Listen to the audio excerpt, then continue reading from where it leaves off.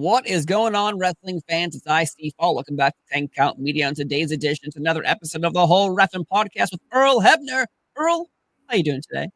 Good, man. I'm glad you invited me back. What I owe you? Just bring potato salad. That's what you can bring to There my you go. house for the cookout you're invited to.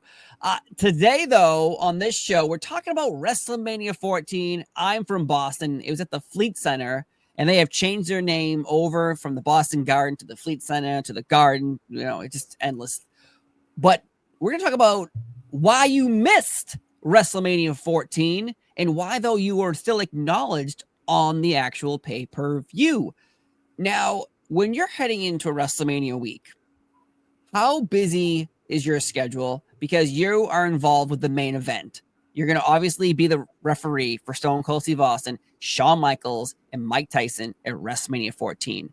But that doesn't go that way. It changes. So what's your week like building to the incident of the reason why you missed it? Like, what are you doing throughout the week? Are you with Austin? Are you with Michaels, Tyson? Like, where are you? Well, I'm with everybody, all of them. We're all involved in something here and there. But when it comes down to the nitty gritty, we're all together the day before the show. So we all know what's going on. Mm-hmm. From right to wrong, left to right, or however you want to do it. It's all laid out, and that's the full plan. What was your involvement with Mike Tyson? Because Mike Tyson in 1998 is one of those most popular people in the world. Everyone knows him. He's so he's got a lot of heat, though. He's got a lot of heat on him. But yet, what was your relationship like with him when you met him? Was he very nice? Did he know you? Did you know him? Like, what's your thoughts on that? I only knew him from watching him. Yeah, of course. It wasn't like, hey, Mike, how you doing, buddy? It wasn't like we were good friends or whatever. Mm-hmm. But he was a cool guy. He was a nice guy. And everything that we talked about, he had no problem with nothing. He was cool. That's awesome to hear. And Shawn Michaels, at this time, this man needs back surgery. He is probably not in the best shape of his life because of just the road. What is your relationship like with Shawn Michaels heading into WrestleMania? Shawn Michaels, I love him. He was not only that WrestleMania, ever since I've been in the business with him, dealing with him, had his matches, he's always been cool, calm, and polite with me. Never had a problem with Shawn. Never. I like how you were like, with me, because, there are stories. Now, I don't know about other people, other wrestlers. Yeah. With me, it was all calm and cool. And then Stone Cold Steve Austin. This is his night. It's going to be his night. He's going to become world champion. Then we're off in the Austin era. And, man, that made a lot of money. What were your thoughts in relationship with him heading into this WrestleMania? Well, Stone Cold and I have always been like this. Always. We're buddies. From day one to right now. He calls me here and there, and we talk and shoot the bull, and we have a good time. But both of those guys are great. I have nothing but good things to say about both of those guys. Yeah, that's great to hear because there's so many stories that come out in this WrestleMania. Though you're like, okay, this is like Shawn Michaels, Stone Cold, Mike Tyson. This is gonna be the biggest WrestleMania ever. But then you're clearly gonna be the referee, but then you're not the referee. So when people are watching this program, like me as a fan, and you see Shawn Michaels talk to the camera, this is for you, Earl, and I'm like, why is he saying that? Like, I didn't know what exactly was going on, but yet for you personally, how and what happens to you that takes you away from WrestleMania 14?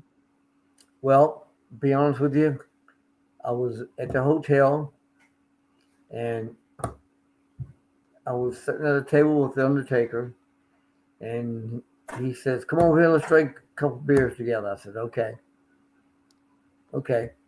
So we were drinking beers and having a good time, and all of a sudden I'm sitting in the chair, and it feels like somebody comes and punches me in the back of the head, and I go, "Damn!" And I look back, and I see nothing, right? So I didn't say much. We just sat there, and about maybe 20 seconds or 30 seconds later, big, big, another one, like bam in my head, like a, like a punch in the ring. Wow. I'm going, what in, and I'm looking. So finally, I take my chair and I turn it around. My back's to the wall. I don't know if somebody's ribbing me or what. And 30 or 45 seconds again, it happens again. And I know nobody's behind me because I'm sitting behind the wall. My back's toward the wall, so nobody can get behind me. So then I told Take, I said, damn, Take, I don't feel good or something. Feels like my neck's getting stiff. And he said, well, come on, let's drink one more beer. And I go, I can't do it. I said, I'm going up to my room. I said, I don't feel good at all. And I started sweating. So I went up to my room. I took the deadbolt lock and I switched it, turned it so the door wouldn't lock so you could get in. Mm. I laid across the bed and, brother, I was sweating like running water. So I called my brother and I said, Dave, come down here. Something's wrong with me. He said, what do you mean? I said, I've got a pain in my neck that I've never had before. And I said, something ain't right. He goes, oh, just lay there. You'll be all right. He said, you probably drank too much. I go, no, it ain't drinking too much. Something's wrong with me. So he came down. And I was, like I said, I was like I'd just been in the shower sweating. And he called the 911 and they came. Well, what had happened, I had a brain aneurysm. And I had no clue what was wrong with me. So when they came, the only thing I can remember is that the people came in, took a blood pressure thing, put it around my arm, and they're working on me, and I was gone. From then on, I had no idea what was happening or what was wrong. I was out. It was gone. So then Wow. they took me to Boston. I can't think of the name of the hospital now. There's so many Boston hospitals in Medical Boston. Center. Oh, yep. Okay. Yep. Okay, and they drilled a hole in my head, two holes in my head, and put a tube in it to get the blood out of my brain. But they told me this. I didn't know this. I had Mm-hmm. no clue what was going on. And then the next day was WrestleMania, but I didn't even know that.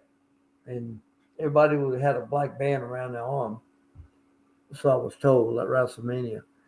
And then Sean said, "This was for you, Earl," because they told me. But they had the hospital had put a TV in my room where I could see WrestleMania, but I was too messed up to know what was going on. Never knew what was going on until God knows a long time after WrestleMania. Wow. So So what are you thinking when you're feeling this pain in your back and your neck and you're thinking like what are you thinking? Like, oh, I just don't feel right. Like this, maybe my spasm. Like, what are you thinking at that point while you're laying on your bed, sweating, knowing something's wrong with you? truthfully, I really didn't know. All I knew was like it was a vice in my neck, kept squeezing and squeezing, and stiffer and stiffer. And I never had that pain before, never, because because I never had an aneurysm before either. Right, right, But right. I had no clue what was going on, none. And I'm sitting here today talking to you, and I'm a lucky man to be here. Yeah.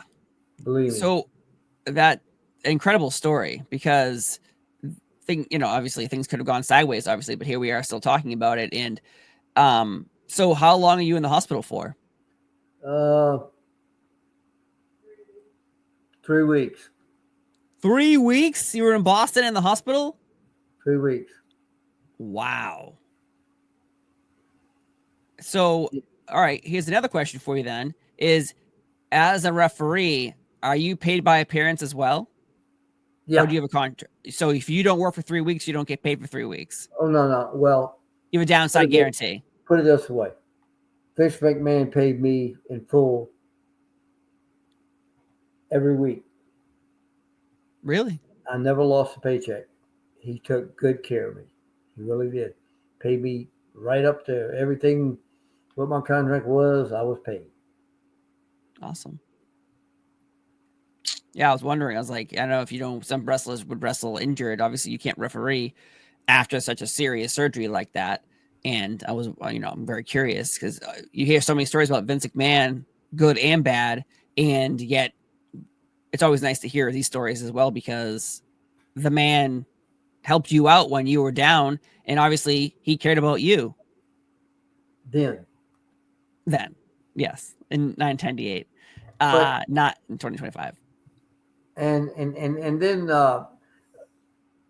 then when I went back, he said, "You're not going to do no main events. You're going to do underneath matches." I said, "Okay," and that didn't. I mean, it was okay, but that wasn't my status. I liked doing main events and stuff, but I liked everything I did. Put it that way. So Then that okay then. Yep, continue. Yep, sorry. then we had a cage match, and I went up and said, "Vince, what do you think about letting me just go and work the door? I don't want to make it a main event. I just want to work the cage door, just to be involved in the main event." He said, "Okay, you can do that." I went to the I went to the ring, closed the door, was wrapping the chain. They jump started. Somehow or another, they hit the damn door. The chain flew around and cracked me in the head right here, busted me open. And everybody's screaming, "Oh my God, oh my God, oh my God." And it was cool, but I'm glad that happened for me to answer my question because I always thought if I ever got hit in the head, I'd die. And that answered it. But everybody was going berserk. But it was cool. I mean, in all truthfulness, this business has a lot of caring people for each other. Mm-hmm. We all try to protect each other and look out after each other and to make sure everybody's okay. That's that's what I love about this business. Not just WWE, WWF, same way with AEW, uh, all the indie shows, same way. Everybody, it's a family. Everybody cares about everybody Mm-hmm. because if you didn't care about this guy or that guy, you wouldn't have any business. You wouldn't be in business. That's a good point. You know what I Uh, mean? yeah, no, You can be the toughest guy in the business, but if you don't have nobody to work with, it don't mean shit. Earl dropping swear words. How dare you? uh, so was that your last main event then? Getting hit in the face with a chain? Oh no, as we went on down the road, the better the more time that I got better and better and better, I was back where I was in main events. Yeah. I was gonna But say Vince like, wanted to take care of me, and I understand that. He mm-hmm. wanted to baby me up until I knew I was well, and it was good. That's good to hear. So you return after 3 weeks in the hospital, or you're in the hospital for 3 weeks, then you go home, then you go back to work. Yeah, Whew. it was a So long time home though. how long were you actually out of work then? About 3 months before I ever went back. Wow, dude. 3 months. Yeah, because eventually, yeah, you do main event because you're drinking beer every night with Stone Cold Steve Austin. Having a tough end of the night, drinking with Stone Cold every night. Oh, But what a terrible job. but Uh, that that took a lot of life out of me at that time to recuperate. I mm-hmm. mean, uh, I would try to walk, and I was taking pills about as size of my little finger, but maybe a half inch long. They were $100 a piece to draw the blood out of my head or Oh brain, my God. and then I would say, okay, I'm going to walk here today. Then I'd get outside and I'd push it, and I'd walk too far. My wife had to come get me and put me in a wheelchair and roll me back home because I was trying to get well too fast. Same thing. All of us try that. All of Mm-hmm. us push your limit to try to get well quicker than the doctor tells us. But it was a beating on me. Believe me. Yeah, I've interviewed so many wrestlers. I always ask them, when you come back from an injury, how do you feel mentally? And for you, were you very nervous about coming back to work and being like, I can do it? Like, did you think you couldn't do it, but you would tell everyone else you can do it? I told her, well, we all tell everybody we can do it, even if we Yes. can't do it. I mean, but I was always afraid of getting hurt again for a while, because I did a lot of stupid shit in this business, believe me. Mm-hmm. Bumps and whatever it was they wanted, I always done it. Never thought about the risk. But then when something drastic like this happens, you're always thinking, oh God, is it going to hurt? Is it going to hurt me? You know, but as time goes on, and then again, the people you work with, like Steve and Tanker and Hogan and all the top guys, they always take care of you, like Sean and everything, because they always go, well, we want to bump the ref, but I don't want to do that. I go, I'm not glass. I'm not going to break. I'm fine, because they always wanted to protect me. Yeah. Well, it's good to know that. And obviously, today's episode, the story of when you would watch WrestleMania 14 and just hear Sean talk about you on camera for a minute, I don't know what's happening. And then, here we are in your book. You go into even more detail about these types of stories, because inside that book behind me, folks, it's filled. It's filled with good stuff. And of course, earlhebner.com is where you can pick it up as well, and t-shirts and action figures and all that good stuff. Earl Hebner, the GOAT of professional wrestling referees. He can't work a computer, according to him, but Yeah. he can work a ring, God damn it. He can work a ring. All right.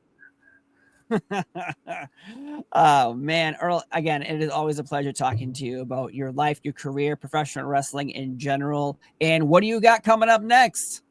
Well, I got